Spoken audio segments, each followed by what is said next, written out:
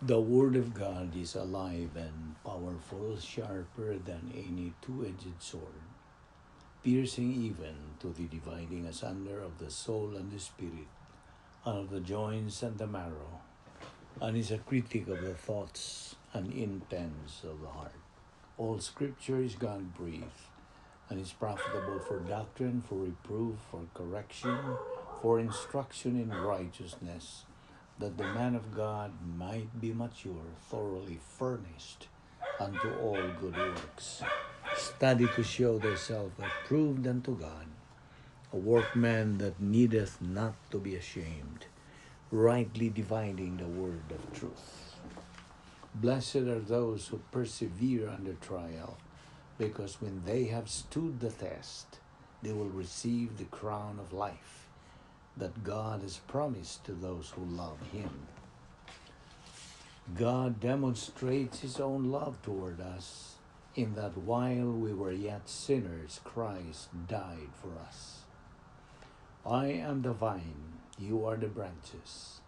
If you remain in me and I in you, you will bear much fruit. Apart from me, you can do nothing. Salvation is not a reward for the righteous, but a gift for the guilty. Therefore, being justified by faith, we have peace with God through our Lord Jesus Christ. But God commendeth His love toward us, in that while we were yet sinners, Christ died for us. Wherefore, as why by one man, Adam, sin entered into the world, and death by sin, and so death passed upon all men, for all have sinned. Therefore, if any man be in Christ, he is a new creature. Old things are passed away. Behold, all things are become new. Now then, we are ambassadors for Christ, as though God did beseech you by us. We pray you in Christ's stead, be reconciled to God. For He hath made Him to be sin for us who knew no sin, that we might be made the righteousness of God in Him. Love not the world, neither the things that are in the world. If any man love the world, the love of the Father is not in him. For all that is in the world, the lust of the flesh, and the lust of the eyes, and the pride of life, is not of the Father, but is of the world. And the world passeth away, and the lust thereof, but he that doeth the will of God abideth forever. Sa dili pa kita sugod sa atong pagpadayon sa pagtuon sa pulong sa Dios na ginahanglan ang atong pangandam sa itong tagsa-tagsa kaugalingon. We have to prepare ourselves. We have to evaluate or try to reverse concentrate tunon sa atong nahimong mga sala nining adlaw. Kining mao mga sala nga atong nabuhat, kini mahimong babag. It becomes a barrier to our study of the Word of God. Busa aron nga kita maibalik kadto sa pagkikambitay sa Dios o dumala kita sa balang Espiritu Santo, will be controlled by God the Holy Spirit, which is otherwise called the filling of the Holy Spirit. Atong gamiton ang prinsipyo diha sa 1 John 1:9 nga gitawag nato recovery technique. Confession, atong isugid, hinganlan, admitihan, o atong hinganlan kang tanan atong nahimong mga sala. Kaya ang 1 John 1:9 says, if we confess our sins, God is faithful and just to forgive us our sins and to cleanse us from all unrighteousness. Busa sa hilom, magandam ta sa atong kaugalingon. Let us pray.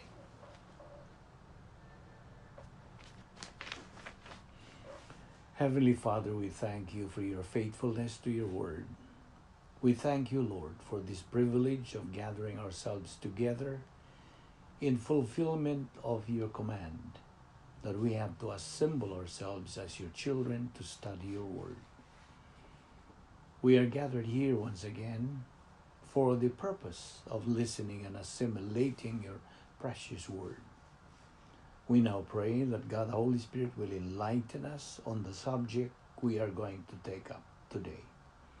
We pray that you give us the necessary concentration and focus to your word with an open mind.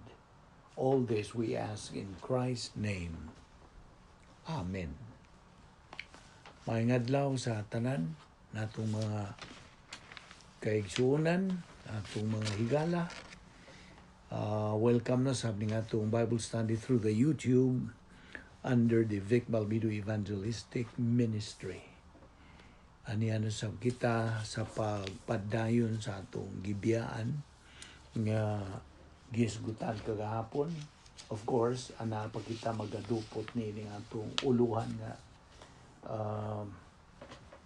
the unique spiritual life of believers in Christ. Talagsaong panginabuhing Kristohanon o talagsaong panginabuhi sa mga Kristohanon o mga magtutuo ni Kristo.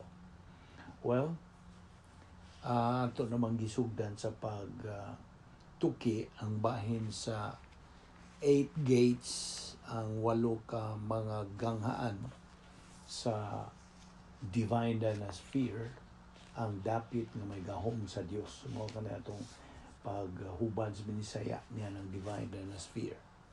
Apan as a whole, mo kini ang protocol plan of God, mo kini ang God's power system, mo kini ang the Christian way of life.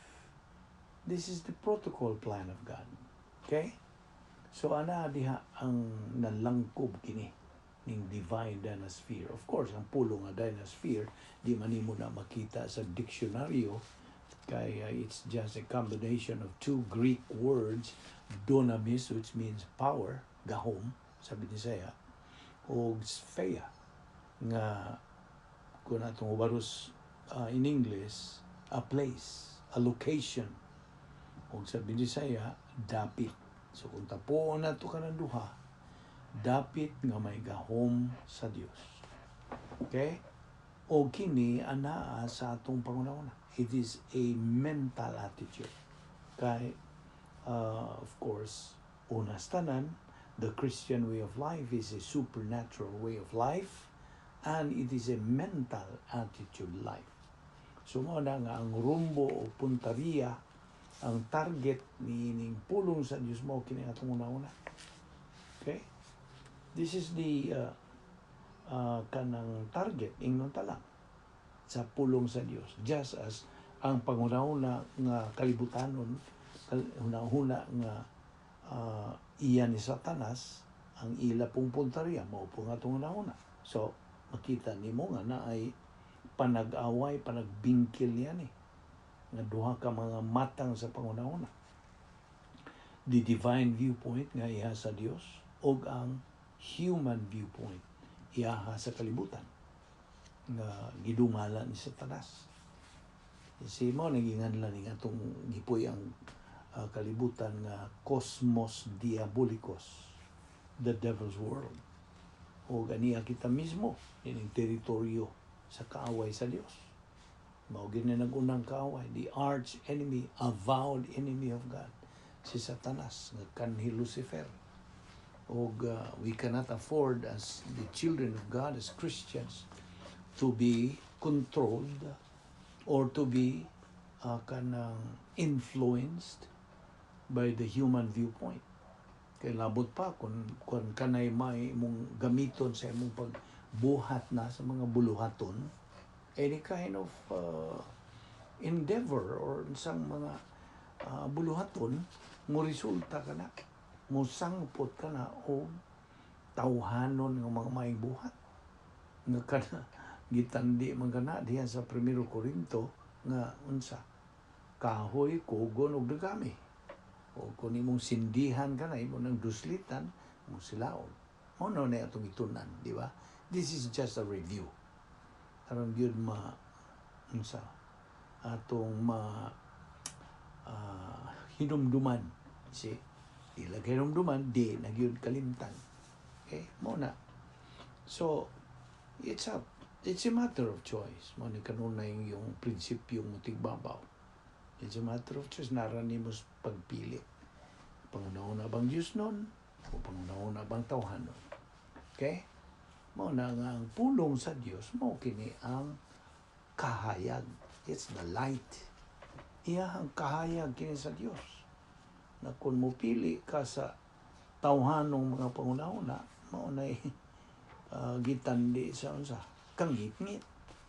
Unsa may mong pilion? Kangit-ngit o kahayag? A matter of choice. You see? Kung maglakaw ka sa kangit-ngit, unsa may tabo nimo? Ato lang ang ihimplo sa ato bang human realm. Kung naglakaw ka sa kangit-ngit, bisang diya sa imong bahay tingali niya, way suga, unsa may tabo nimo? Magkaap-kaap ka. Ang tendency na delikadong masagipot ka ba unsa na masarasay na niya ka, matumba na niya ka, you'll be in trouble. O na ang disadvantage kangit-ngit.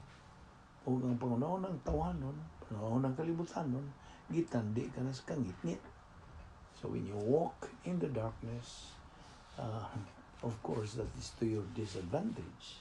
Apan kung ikaw nagalakaw sa kahayag, ang kahayag sa Diyos, pinagi siyang pulong, kay kahayag mo na yung pulong sa Diyos, mawitan na itong tukion gamay kining doctrine of light, ang doktrina sa kahayag, kalamdag, iwag, na yung mga karaang binisaya, iwag. Okay? The doctrine of light. God is light. Kita ni mo na? 1 John 1:5. This is the message. We have heard from Him and declared to you that God is light. In Him there is no darkness at all. And then verse 6, diha, if we claim that we have fellowship with Him and walk in darkness, we lie and do not the truth. Ano? Now, ang kahayag nga gisgutan dinhi, may kalabutan kini or are referring to both essence and personalities of the Godhead. O ganito namang nasilsil, I hope, nimo ang napulo ka mga kinaiya, essence sa Dios. Kinsa o unsa ang Dios? Siya labaw magagahom, sovereignty. Siya hingpit nga pagkamatarong, righteousness. God is justice, justisya. God is love. Nagsunod gini. Justisya o ang gugma. Hingpit siya ang pagkagugma. Siya kinabuhing walay katapusan, eternal life. Siya labaw nga makagagam sa nga tanan. He is omnipotent. Siya omniscient, meaning kana nasayod siya sa tanan iyang naibawan. Why? Buta nga di o may bawi sa Dios. He is omniscient. Ibaw siya sa future, ibaw siya sa past, tanan. Totally. Nya, He is omnipresent. Ana siya sa tanang dapit, besag asang Dios, besag asang suok. Way luna ning kalibutan nga wa dito ang Dios. He is omnipresent. Na kung masilsil na kanang kinaiya sa Dios diha nimo, maka ako kapag buhat og sa nga na amang gyud ang Dios. Omnipresent man siya, nasayod man siya, unsay kinagam niyang imong gihunahuna. That's number 8. Ikasiya mang iyang pagka dili na mo sab. I am God, I change not. Mao kanay iyang pulong. He is immutable. Wa na pagkausap. He is the same yesterday, today, and forever. Kung ikanapulo, veracity, kamatuuran ng Diyos. So, muna, ang atong kanang pahinumdum sa atong kaugalingon. Just reminding ourselves, just a review, ining napulo ka mga kinaiya sa Dios. So kung wa pagkakailag kinsa o unsa ang Dios mao na tun-i ang iyang pulong. Mo kanang mo na nag-una, God is light, ang Dios kahayag. Ikaduha, light is necessary for man's existence of this earth. Ang kahayag gikinahanglan, labing gikinahanglan, necessary aron ang tao mamuhi ni ining kalibutan. Na nasa Genesis 1:3, Ecclesiastes 11:7, Jeremiah 31:35. Mao na ikaduha. Katulo, light is used for the divine guidance of Israel by night. Yes.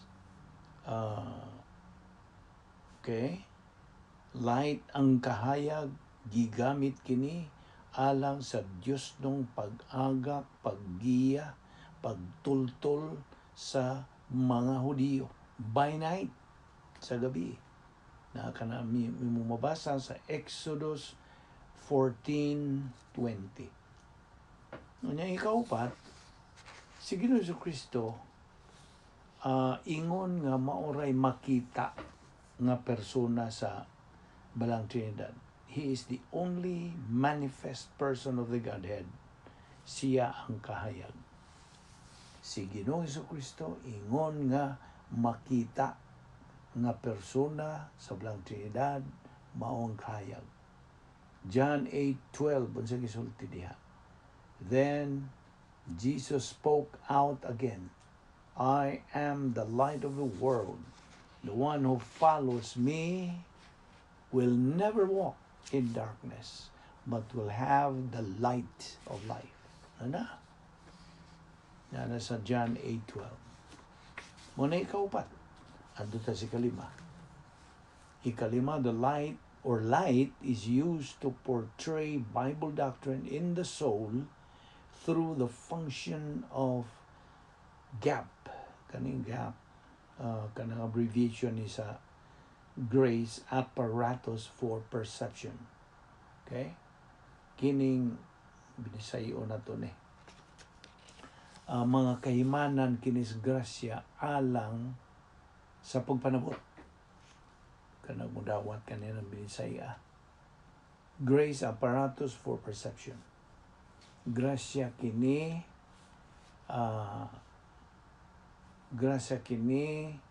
o kaimanan sa grasya alang sa pagpanabot. Kung sa may nahisakop din, nilalangkop din What does this include? This includes, of course, ang pastor-teacher, pastor magtutudlo. Ikaduha, ang Biblia. Combination gini sa daang pagisaan o ang bagong pagisaan, Old and New Testament. O ang ikatulo, classroom. Kanang dapit nga himuan ninyo sa panagtapok, panaghiusa aron sa pagtuon sa pulong sa Dios. The classroom, a place to assemble for believers aron sa pagtuon sa pulong sa Dios. Mao ni ang gap. Okay? So akong balikon ang itong ikalima, ang kahayag gigamit kini sa paghulagway sa pulong sa Dios di nga naa na sa sulod sa kalag sa magtotoo, pinaagi sa lihok ining kahimanan nga grasya alang sa pagpanabot. Grace apparatus for perception. Ana na sa Salmo 119 versikulo 105, ang imong pulong mo ay lamparahan sa akong mga tiil ug ang kahayag sa akong alagianan. Your word is a lamp unto my feet and a light unto my path. Ug hiusab sa Psalm 119 verse 130, your instructions are a doorway through which light shines. Okay? So mo na ikalima. Anto ta si kaunom. Ang kaunom mo kini ang giingon og the edification complex of the soul. Kini atong binisayon lang ni we will try to kanang hubad ni edification complex ino nato kini nga dakbalay, okay, kay edification man dakbalay kini sa kalag, ECS, Edification Complex of the Soul, o kining maong dakbalay diha sa kalag, gitukod kini gikan sa kahayag sa pulong sa Dios. It is constructed from light of Bible doctrine.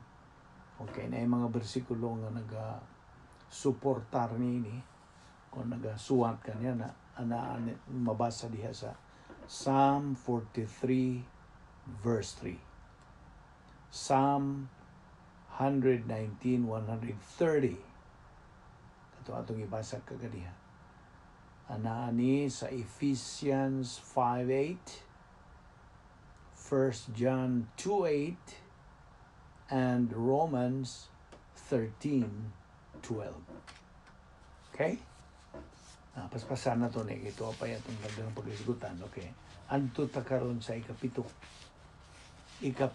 nga punto nining doktrina sa kahayag, the doctrine of light. Number 7, the gospel is called light.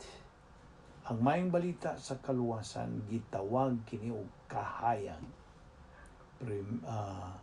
Segundo Corinto 4:3 ngadto sa 4. Segundo Timoteo 1:10. Now, muna, ang may balita sa kaluwasan, unay ba na mag-unsa man may balita sa kaluwasan, tumuo ka kang Ginoong Hesus o ikaw maluwas. Imo ka ng dawaton, nga kamatuuran, imong dawaton si Ginoong Jesucristo, ingon nga imong manluluwas. Kay siya mao ang kahayag. The gospel is called light. Okay, ito ta si kawalo. The 8th, salvation brings the believer from darkness into light. So, ang kaluwasan mo'y ganoy o magadala sa magtutuo gikan sa kangit-ngit ngadto sa kahayag, just as the earth was brought out of darkness into light. Ingon nga ang kalibutan gidala gikan sa kangit-ngit ngadto sa kahayag. Ano yung ikawalo? Okay? Well, na ay mga verses diha nga nagasupport sa nining mao nga punto. Number 8, kay kining atong ministry, the Balbido Evangelistic Ministry, Gracia. Okay? O ang tumong yun niini, the thrust of this ministry is to shine God's light to positive listeners. Okay? Kini alang sa tanan. Alang sa tanan. Sa mga positibo nga naay dunggan. Okay?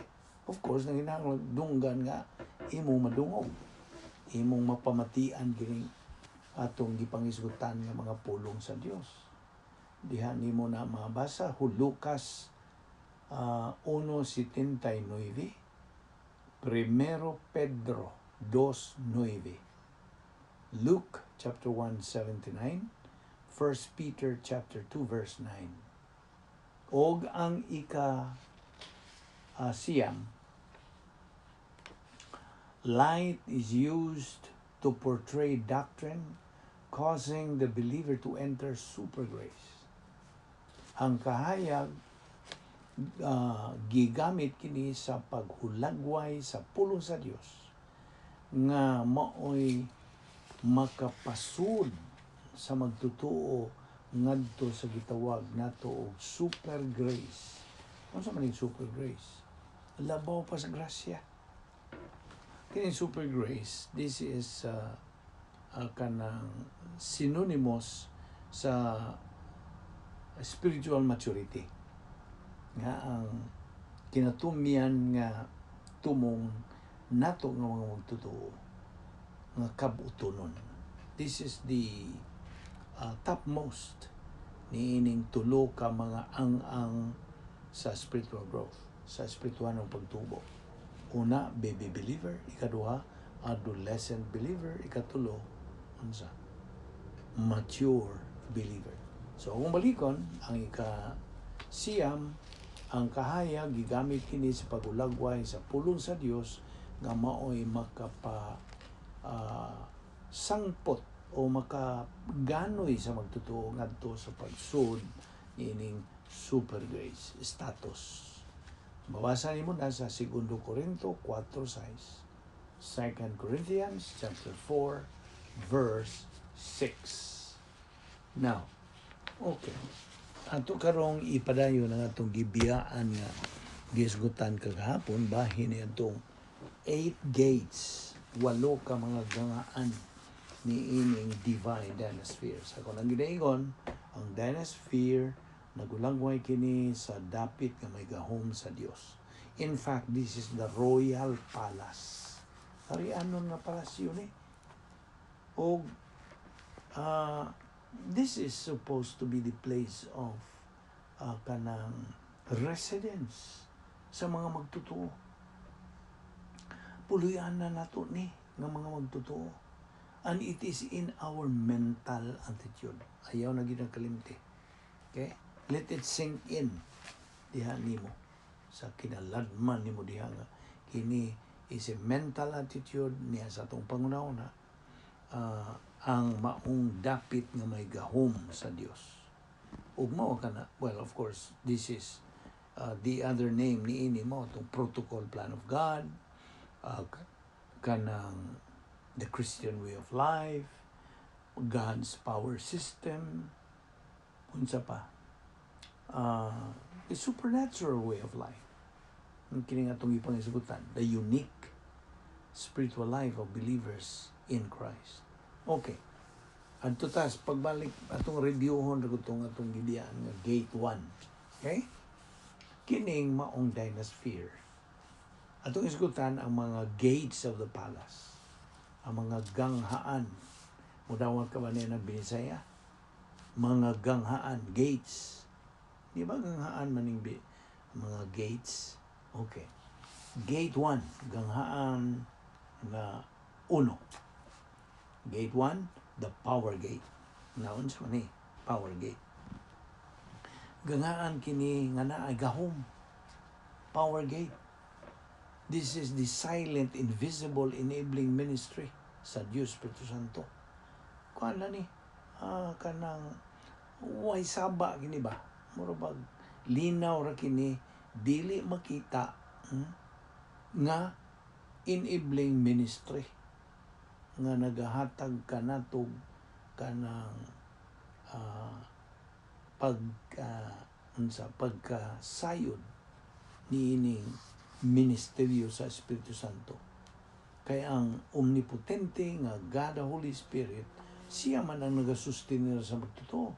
Siya ang buhi kanato, supplying the supernatural means of executing sa atong pagtuman. Siya ra gyud ang naga-supply, nagahatag kanato niya ng kaalam niya ng supernatural means of supernatural kini dili ni kasagaran natong tahas sa pagtuman nining talagsaon nga paagis pagkinabuhing Kristiyanon. See, it's God the Holy Spirit that supplies the supernatural means of executing the supernatural Christian way of life. O nakakalan sa Efesios 5:18, be filled with the Spirit. Pagpapuno sa Espiritu Santo. Galatia 5:16, keep walking by means of the Spirit. Padayon sa imong paglakaw pinagi sa Espiritu. So mo na ang gate 1. So nagsuod mo niya na, of course, makasuod lang kanya ng power gate sa diha nga ikaw mugamit sa prinsipyo sa 1 John 1:9. If we confess our sins, God is faithful and just to forgive us our sins and to cleanse us from all unrighteousness. So malimpyuhan na po ka, and you instantly go back into fellowship na po kayo pagkiyumbitay sa Diyos nga Amahan. Okay? Okay, ato tas gate 2. Mo to gate 1 ha? Aritas gate 2. Ang gate 2, ganghaan 2, is the gate of basic Christian modus operandi. Now, unsa may butas-abot nini? Ganghaan kini sa sinugdanan nga mga Kristohanong pamaagi sa pagbuhat. Okay? Operandi man. Kaya ang vivendi mo nang imong pagkinabuhi. Okay? Ang operandi mo imong pagbuhat. So, mo kini ang ganghaan sa sinugdanan nga Kristohanong paagi sa pagbuhat.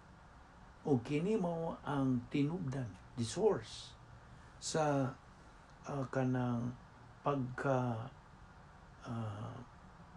imong tumong, imong objective, imong pagkat-on nini, pagsabot nini, well, of course, pagkat-on nini. So, kining maong gate, kining maong ganghaan, mo kini tinubdan sa believer's objectivity. Now, diha sa gate 2, ganghaan 2, imong mapahimuslan, imong mapahimuslan, kining pipila ka mga kaayuhan nga gisangkap sa Dios. The most elementary systems of problem solving na diha nimo makatunit. These are all available alang sa mga bag-upang naluwas, mga immature believers. O kini, unsa man?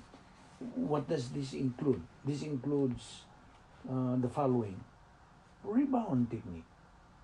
Kaning atong paggamit sa prinsipyo sa 1 John 1:9 nga in simple term, ang pagkumpisal, ang paghingalan, ang pagsugid. Okay? Mga synonym naman na sila. The rebound technique, mao kini ang paagi sa grasya. Grace means sa kanang balik sa magtotoo ngadto sa gitawag natong temporal fellowship with God. Human siya na unsa nahigawas gumikan siya pagbuhat og sala. Mao na. So kining rebound technique, grasya nga paagi aron ikaw mahibalik ngadto sa imong temporal nga pagkigabitay sa Dios. Human ka maka kanang supak gumikan sa pagbuhat nimong sala. So, ang imong fellowship, ang imong pagkigabitay sa Dios naputol. So karon aron ma-restore ka na, mahibalik ka sa imong temporal nga pagkigabitay sa Dios, gamita ang rebound technique. Kasabot ka? Okay, mo kini ang ipasabot nini. Now, so, ang magtotoo initially, excuse me, initially enters gate 1 at salvation. Okay? Musuod ang maong bag-o nga magtotoo, anha siya musuod yun sa gate 1, sa diha nga siya naluwas. But, he exits the divine despair when he sins. Mo-exit po siya. May gawas po siya dayon sa diha nga siya makabuhat o sala. Apan, he can re-enter. Mahimo siya suod na po balik only through gate 1. Okay? Pinagi sa gate 1. Power gate. Nunuga. Okay. Now, sa diha nga ang Kristohanon, musunod sa Yano grace mechanics of re-entry, grasyang paagi sa sud pag-usab, ang Espiritu Santo automatic ni siya. The Holy Spirit automatically resumes control. Mupadayon siya sa pagdumala sa kalag nga ng maong magtotoo nga nahibalik na usab ngadto sa pagkigabitay sa Dios. He just restored his fellowship with God. Now, of course, kung sa mantong giingon sa 1 John 1:9, giyong paglampasa ng panumduman. If we acknowledge our sins to God the Father, okay, He is faithful and just, so that He forgives us our sins and also cleanses us from all unrighteousness. Mo na 1 John 1:9. Okay? So, pinaagi karon sa gitawag pod nato o kanang pagtuo nga nagdalag pahulay. Now, this is a drill, okay? Gitawag nato ni faith rest drill. Pinaagi niini ang magtutuo magasagol iyang isagol ba kining mga saad sa Dios with faith. Inubanan niya iyang sagulan kana sa iyang pagtuo o sa paggamit siyang pangunahuna sa rasyonal nga pamagi. He thinks rationally aron iyang makabot ang doctrinal nga unsa conclusions nini. Unsa gisulti diya sa Hebrews 4:1-2. Hebrews 1-2. Diha paanti man may mong basahon ni mo na unya. Mo man cross-reference diha. Now, diya sa Roma 8:28 nga popular nga bersikulo, Romans 8:28-31. Unsa gisulti diya sa in English, in fact, we know that to those who love God, He works all things together for the good. To what conclusion are we forced face to face with these things? If God is for us, who can be against us? Okay? Now, by the way, mo tukwil na gamay nito din yung paglaom, hope. Di ba? Ang binisaya sa hope, paglaom. Okay. Hope is the believer's anticipation of promised blessings. Mao ni ang iyang pagkanang paabot, nagapaabot siya sa gisaad ng mga panalangin. Okay? Na siya paglaom ni ining gisaad ng mga panalangin and his initial basis for motivation. Kining hope. Paglaom. Now, diha sa Roma 12:12. Nag-ingon kini sa in English, with reference to the hope, keep on rejoicing. Okay? So, diha ta mo hunong ni ining well, may mo magpanayon pagkita ni ining gate 3. Okay? Una pagkita mo mo parking at tuta sa gate 3. Atong tukbilo ning gate 3. Gate o ganghaan 3. Kining ganghaan 3, mao kini ang ganghaan nga gitawag sa in English og enforced and genuine humility. Now, ano may pasabot? Enforced and genuine humility. Now, humility is a virtue, of course. It's a Christian virtue, spiritual in nature. Okay? Now, karon kay kini mao man ang ato usab nga kabutunon ingon nga mga anak sa Dios nga kita magbaton niya ng pagkamapaubsanon, humility. Kining maong gate 3 naghisgot kini sa pagkanang disiplina sa tong kaugalingon, pagtudlo sa tong kaugalingon, pagkat-on bahin ni ining mao nga bertud o kanang mithi ingon ta kung dawat ka ng Bisaya virtue, mithi. Okay? Kining maong gate 3 is the gate of enforced and genuine humility nga magapahimos usa ka magtutuo nga matudluan. This makes the believer teachable. Now, of course, we base this on the principle na only kanang Those who are humble are teachable, but those who are arrogant are not teachable. Mudawat ka ng prinsipyo, ha? It is a principle in the Word of God. Okay? God opposes the proud, but gives grace to the humble. May bersikulo niya na.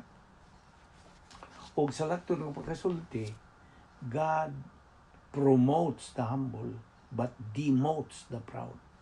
Okay? Okay, diya sa 1 Peter 5:5 ngadto sa 6. Okay? 1 Pedro 5:5 ngadto sa 6. Nag-iingon kini sa English. Clothe yourselves with humility toward one another. For God is opposed to the proud, but gives grace to the humble. Humble yourselves, therefore, under the mighty hand of God, that He may exalt you at the proper time. Na. So, we are following the principle, God's principle, biblical principle. God promotes the humble, but demotes the proud. Ato ni padayon ugma, o ayaw say pa ang pagsubay, pagsunod nining, sumpay nining atong gisgutan. So, kini atong pagtuon sa pulong sa Dios mura ni og kanang na ay kana series ay dili kay series kun dili na ay atong palaabuton unsay sunod, you see, aron na ay pagkakulbahinam, exciting ang atong sunod na po may pagkaisgutan. Di apay daghan atong mga gates nga atong pagkaisgutan. Kini may kalabutan sa atong pagsunod sa mga pamaagi o protocol sa Dios. How to be able to live the unique spiritual life nato ingon nga mga anak sa Dios. Dili kita kahimo sa atong paningkamot nga tawanon. We do not deserve it. We do not earn it. We do not work for it. Kining tanan grasya. Kini atong isgutan, grasya. Unsa tibot pasabot sa pulong grasya? Grasya lihok kini sa Dios alang nimo nga dili takos. You see? Undeserved favor gikan sa Dios. Mao ni grasya. Okay? Kita igo lang ta mudawat. Ang gikinahanglan lang mao nga atong pagka-positibo. Pagka kanang ingnon ta musanong. Okay, mudawat. We receive, we accept. We believe in what God tells us or gives us or supplies us. Grasya. Mabitaw ang Kristohanong panginabuhi. Grasya. The Christian way of life is grace. Ano man ang Kristohanon? Gisangkapan sa Dios. Ang Dios ray nagasangkap niya. Nato nga mga Kristohanon.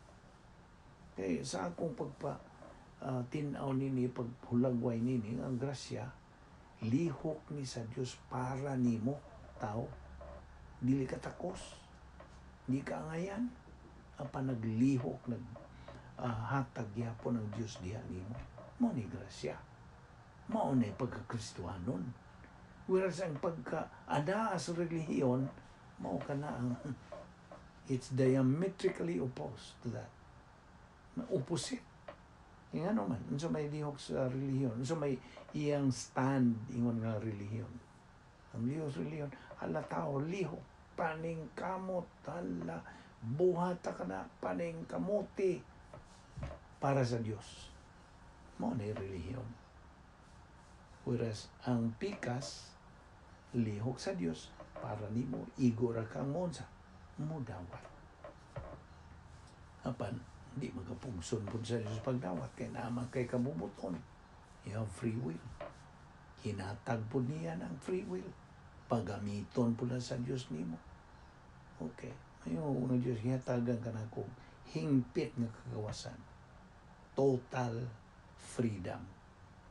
But remember, with that freedom goes responsibility. Kasabot ka. Na kay tulubagon. We are the only one who is answerable, responsible, and accountable sa matag himo na itong desisyon. Prinsipyo ni sa pulong sa Diyos, oy. Huwag ta maghimo-himo ni ini. Narapod na ni mong mudawat ka ba niya na? It's a matter of choice. Magampota.